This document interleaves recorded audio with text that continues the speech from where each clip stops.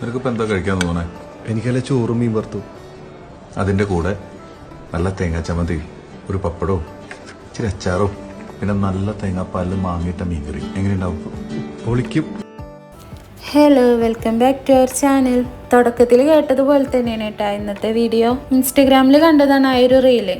ജോജി ചേട്ടൻ പറഞ്ഞ ഒരു കോമ്പിനേഷൻ നമുക്കും കൂടെ ഒന്ന് ട്രൈ ചെയ്ത് നോക്കാം. ഞങ്ങളുടെ രീതിയിലുള്ള തേങ്ങാപ്പാൽ ഒഴിച്ചിട്ടുള്ള മീൻകറിയുടെ കൂട്ടും മീനകത്ത് തന്നെ പറയുന്നുണ്ട്.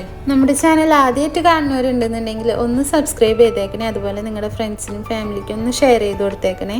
എന്തൊരു ഫുഡ് ഉണ്ടാക്കാൻ നിൽക്കുമ്പോഴും എന്തൊക്കെയാണോ ഉണ്ടാക്കുന്നത് അതിൽക്ക് വേണ്ട എല്ലാ സാധനങ്ങളും അരിഞ്ഞ് ഇതുപോലെ സെറ്റ് ചെയ്ത് വെച്ചിട്ടാണ് പിന്നെ കുക്കിംഗ് തുടങ്ങാറുള്ളൂ. നേരത്തെ പറഞ്ഞിട്ടുള്ള ആ മീൻകറിയുടെ റെസിപ്പി ഒന്ന് കണ്ടുനോക്കാം. മിക്സിയുടെ ജാറിലേക്ക് ആവശ്യത്തിന് തേങ്ങ ഇട്ട് കൊടുത്തിട്ടുണ്ട്. 2 സ്പൂൺ മുളക് പൊടി ഇട്ട് കൊടുത്തിട്ടുണ്ട്. അതുപോലെ തന്നെ 1/2 സ്പൂണോളം മഞ്ഞൾപ്പൊടി ഇട്ട് കൊടുത്തിട്ടുണ്ട്.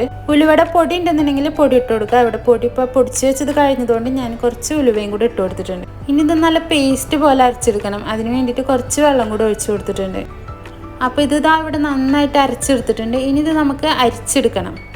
അരപ്പിൽ വെക്കേണ്ടവർക്ക് ഈ അരപ്പ് നേരെ നമുക്ക് കലത്തിലേക്ക് ഒഴിച്ചു കൊടുക്കുക. കുറച്ചും കൂടെ വെള്ളം ഒഴിച്ചു കൊടുത്തിട്ട് അരപ്പിൽ ഉണ്ടാക്കിയെടുക്കാം.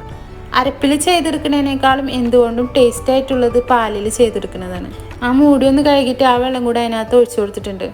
ഇനി ഇത് നമുക്ക് നേരെ അരിപ്പയിലേക്ക് ഒഴിച്ചു കൊടുക്കാം. വെള്ളം കൂടാണ്ടിരിക്കാനായിട്ട് നോക്കണം. ഇനി ഇതൊന്ന് നന്നായിട്ട് അരിച്ചെടുക്കാം. ആ മിക്സിയുടെ ജാറും കൂടെ ഒന്ന് കഴുകി കഴിഞ്ഞിട്ട് ആ വെള്ളം കൂടെ ഒന്ന് ഒഴിച്ചു കൊടുക്കാം. ഇനി ഇതിനകത്തേക്ക് ഇതല്ലാതെ വേറെ വെള്ളം ഒഴിച്ചു കൊടുക്കണില്ല കേട്ടോ. ഭയങ്കര ലൂസായിട്ടുണ്ടെങ്കിൽ ഒരു ടേസ്റ്റ് ഉണ്ടാവില്ല, എന്നാൽ ഭയങ്കര കട്ടിയാവാനും പാടില്ല. ഇനി ഇതിനകത്തേക്ക് നമുക്ക് തക്കാളി, പച്ചമുളക്, കറിവേപ്പില ഇത്രയാണ് ഇട്ട് കൊടുത്തിരിക്കുന്നത്. അതുപോലെ തന്നെ നമ്മൾ നേരത്തെ തന്നെ കുടംപുളി ചൂടുവെള്ളത്തിൽ ഇട്ട് വെച്ചിട്ടുണ്ടായിരുന്നു. അത് വെള്ളത്തോടുകൂടെ തന്നെ ഒഴിച്ചു കൊടുക്കുക. ഈ വെള്ളം കൂടെ ഒഴിച്ചു കൊടുക്കുന്നത് കൊണ്ടാണ് തേങ്ങാപ്പാൽ അരിച്ചെടുക്കുമ്പോൾ അധികം വെള്ളം ഒഴിക്കരുതെന്ന് പറഞ്ഞത്. ഇനി ഇതിനകത്തേക്ക് നമുക്ക് പാകത്തിന് ഉപ്പും കൂടി ഇട്ട് കൊടുത്തിട്ട് ഒന്ന് ഇളക്കി കൊടുത്തിട്ട് നേരെ അടുപ്പത്തേക്ക് വെക്കാം.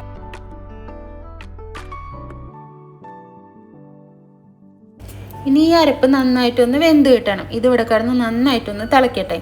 ലോ ഫ്ലെയിമിലാണ് ഇട്ട് കൊടുത്തിരിക്കുന്നത്. പിന്നെ ഇതിൽക്കുള്ള മീനൊക്കെ ഇത് അവിടെ കഴുകിയെടുത്തിട്ടുണ്ട്. മീനിൻ്റെ തലഭാഗം, വയറിൻ്റെ ഭാഗം അങ്ങനെയുള്ള കഷ്ണങ്ങളൊക്കെയാണ് കറി വെക്കാനായിട്ട് എടുക്കുന്നത്. നല്ല കഷ്ണങ്ങളൊക്കെ ഫ്രൈ ചെയ്യാനാണ് കേട്ടോ എടുക്കുന്നത്. ഇതുപോലെ വാൽനുറുക്ക് അതുപോലെ നല്ല പീസുകളൊക്കെയാണ് ഫ്രൈ ചെയ്യാൻ അതും ഇവിടെ മാറ്റി വെച്ചിട്ടുണ്ട്. ഇപ്പോൾ ഇതാ നമ്മുടെ അരപ്പ് തിളച്ച് തുടങ്ങിയിട്ടുണ്ട്. ഇത് തിളച്ച് വരുമ്പോൾ തന്നെ മീനിട്ട് കൊടുക്കരുത്. ഇത് നന്നായിട്ട് വെട്ടി തിളച്ച് ആ തക്കാളിയൊക്കെ നന്നായിട്ട് വെന്ത് വരുമ്പോൾ സമയത്താണ് നമ്മൾ മീനിട്ട് കൊടുക്കുക. മീൻ പൊരിക്കാനുള്ള മസാല ഉണ്ടാക്കിയെടുക്കുക. അതിന് മുളക് പൊടി, കറിമസാലപ്പൊടി, ചതച്ച മുളക്, കുരുമുളക് പൊടി, മഞ്ഞൾപ്പൊടി, പെരുജീരകത്തിൻ്റെ പൊടി, ഉപ്പ് ഇത്രയാണ് കേട്ടോ എടുത്തിരിക്കുന്നത്. ഇത് അവിടെ നന്നായിട്ട് വെട്ടി തിളക്കുന്നുണ്ട് കേട്ടോ. ഇനി എടുത്തു വെച്ച പൊടികൾക്ക് നമുക്ക് കുറച്ച് സൊർക്ക അല്ലെങ്കിൽ ചെറുനാരങ്ങ നീര് ഒഴിച്ചു കൊടുക്കാം. ഇതിൽ ഇഞ്ചി വെളുത്തുള്ളി പേസ്റ്റൊക്കെ ഇടണമെങ്കിൽ ഇടാം കേട്ടോ. ഞാനിപ്പോൾ അതൊന്നും ഇടുന്നില്ല. ഈ ഒരു മസാലയിൽ തന്നെയാണ് ഉണ്ടാക്കിയെടുക്കുന്നത്. സൊർക്ക കുറച്ച് ഒഴിച്ചു കൊടുത്താൽ മതി. പിന്നെ നമ്മൾ വെള്ളം കൂടെ ഒഴിച്ചു കൊടുത്തിട്ടാണ് കേട്ടോ മസാലക്കൂട്ട് ഉണ്ടാക്കിയെടുത്ത്. ഇനി ഇത് നേരെ നമ്മൾ കഴുകി വൃത്തിയാക്കി വെച്ചിരിക്കുന്ന മീനിലേക്ക് ഇട്ട് കൊടുക്കുക. എന്നിട്ട് നന്നായിട്ടൊന്ന് തേച്ച് പിടിപ്പിക്കാം. മീൻ ഓരോന്നെടുത്ത് മസാല തേക്കുന്നതിനേക്കാളും എളുപ്പമാണ് ഇതുപോലെ ഒന്നിച്ചിട്ട് ഇങ്ങായിട്ടൊന്ന് മസാല ആക്കിയെടുക്കുന്നത്.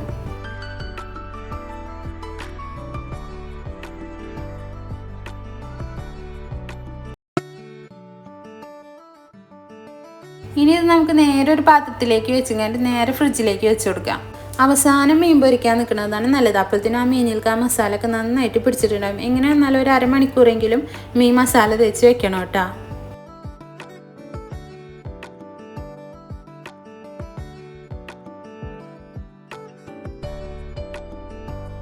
ഈ ഒരു സമയം കൊണ്ട് അരപ്പൊക്കെ നന്നായിട്ട് വെന്തിട്ടുണ്ട് കേട്ടോ.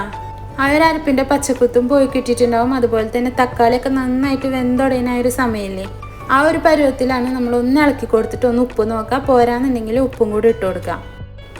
ഇത്രയും ആയി കഴിയുമ്പോഴാണ് കേട്ടോ നമ്മൾ മീൻ ഇട്ട് കൊടുക്കേണ്ടത്. ചാറ് തിളച്ച് തുടങ്ങുമ്പോൾ തന്നെ മീൻ ഇട്ട് കൊടുക്കുന്നതിനേക്കാളും ഭയങ്കര ഒരു വ്യത്യാസം വരും ഈ രീതിയിൽ ചെയ്തെടുക്കുമ്പോൾ. ഇനി മീൻ ഓരോ പീസായിട്ട് ഇട്ട് കൊടുക്കാം. ഇനി പതുക്കൊന്നെല്ലാം കൂടെ ഒന്ന് ഇളക്കി കൊടുക്കാം. മീൻ ഇട്ടതിന് ശേഷം ഓവറായിട്ട് കുത്തി ഇളക്കരുത്, അപ്പം മീൻ പൊടിഞ്ഞു പോകും. ഇനി നമുക്കൊന്ന് അടച്ചു വയ്ക്കാം. അടച്ചു വയ്ക്കുമ്പോൾ മുഴുവനായിട്ട് അടച്ചു വയ്ക്കേണ്ട, പകുതിയോളം തുറന്നിട്ട് അടച്ചു വയ്ക്കാം. എന്നിട്ട് ഇടയ്ക്ക് ഇതുപോലെ ഒന്ന് ഇളക്കി കൊടുക്കാം. ഇനി ഇതവിടെ കിടന്നിട്ട് ആ മീനൊന്ന് നന്നായിട്ടൊന്ന് വെന്ത് കിട്ടട്ടെ.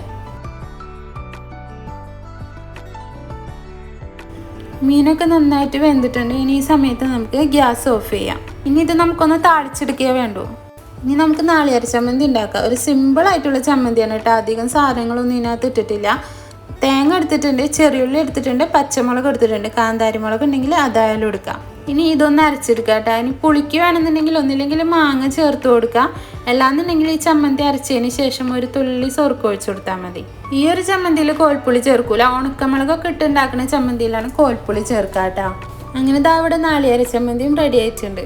ഇനി മീൻകറി ഒന്ന് താളിച്ചെടുക്കണം. അതിന് വേണ്ടിയിട്ട് വെളിച്ചെണ്ണ ഒഴിച്ചു കൊടുത്തിട്ടുണ്ട്. ചെറിയുള്ളി ചെറുതായിട്ട് അരിഞ്ഞതും കൂടി ഇട്ട് കൊടുക്കാം. ഇനി ഇതൊന്ന് നന്നായിട്ട് മുരിഞ്ഞൊരു ഗോൾഡൻ കളർ ഈ ഒരു പരിവായി കഴിയുമ്പോൾ നമുക്ക് ഇതിനകത്തേക്ക് ഒരു സ്പൂണോളം മുളക് പൊടിയോ അല്ലെങ്കിൽ കാശ്മീരി ചില്ലി പൗഡറോ ഇട്ട് കൊടുക്കാം. മുളക് പൊടി ഇട്ട് അപ്പം തന്നെ ഗ്യാസ് ഓഫ് ചെയ്യണം. ഇതൊന്ന് മൂപ്പിച്ചെടുത്തിട്ട് നേരെ നമ്മുടെ കറിയിൽ ഒഴിച്ചു കൊടുക്കാം.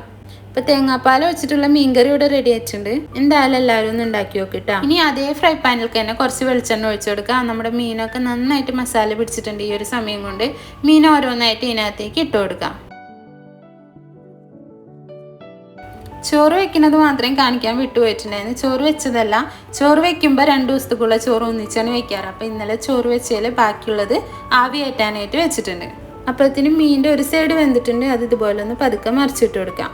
ഇവിടെ മീൻ പൊരിക്കുമ്പോൾ നന്നായിട്ട് മുരിച്ചെടുക്കണം കേട്ടോ ചെയ്യാറ്.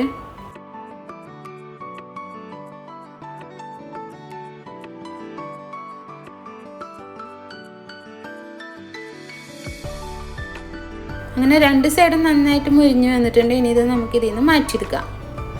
അങ്ങനെ മീൻ പൊരിച്ചത് ഇവിടെ റെഡി ആയിട്ടുണ്ട്. ഇനി അടുത്തത് വേണ്ടത് പപ്പടം വറുത്തെടുക്കാനാണ്. ഒരു ചീനിച്ചട്ടി വെച്ച് കൊടുത്ത് അതിനകത്തേക്ക് വെളിച്ചെണ്ണ ഒഴിച്ചു കൊടുത്ത് വെളിച്ചെണ്ണ ചൂടായി വന്നപ്പോൾ തന്നെ പപ്പടം ഇട്ട് കൊടുത്ത്.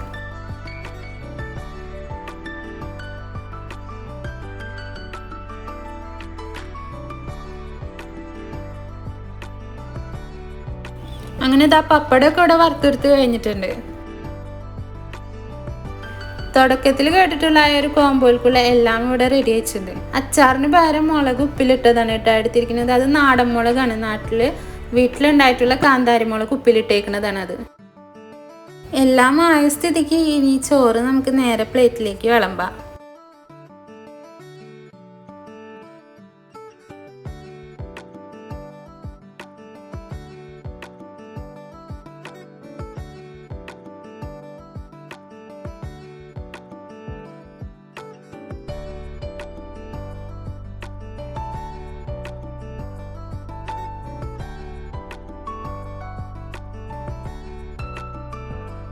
അപ്പം ഇന്നത്തെ വീഡിയോ ഇത്രയുള്ള വീഡിയോ നിങ്ങൾക്ക് ഇഷ്ടപ്പെട്ടിട്ടുണ്ടെന്ന് വിചാരിക്കുന്നു. ഇഷ്ടപ്പെട്ടിട്ടുണ്ടെങ്കിൽ ഒന്ന് ലൈക്ക് ചെയ്യുക, ഷെയർ ചെയ്യുക, കമൻറ്റ് ചെയ്യുക, സബ്സ്ക്രൈബ് ചെയ്യുക, അടുത്തുള്ള ബെല്ലൈക്കൺ ഒന്ന് അമർത്തി കൊടുക്കുക. അപ്പോൾ പുതിയ വീഡിയോ ഇടുമ്പോൾ നിങ്ങൾക്ക് നോട്ടിഫിക്കേഷൻ വരും. അപ്പോൾ പുതിയൊരു വീഡിയോ ആയിട്ട് അടുത്ത ദിവസം കാണാം.